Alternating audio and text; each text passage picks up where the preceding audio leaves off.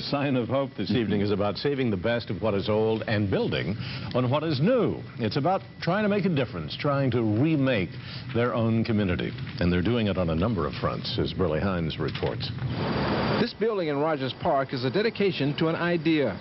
It gives some people here a chance for affordable housing that they ordinarily would not have.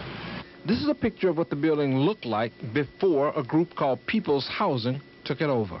We have been involved in community development for 15 years, and what I do with the Community Arts Program is add the arts to the agenda for community development. We believe that the arts saves lives. Tom Tresser came to Chicago 16 years ago to be an actor. Today his work is out of the old Howard Theater. He directs now rather than acts, and his work extends beyond just providing housing in a depressed community. Your direction should go not sideways, but up and down. This is a tile-making class. The Tile Prep people, that's just one project that we run that combines the arts with economic development. The class is a good way also of giving active children something to do.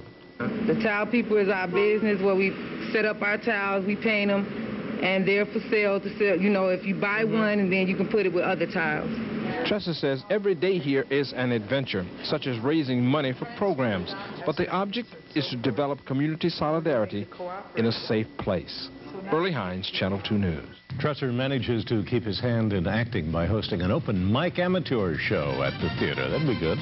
That's our report. Thanks for joining us. Good night.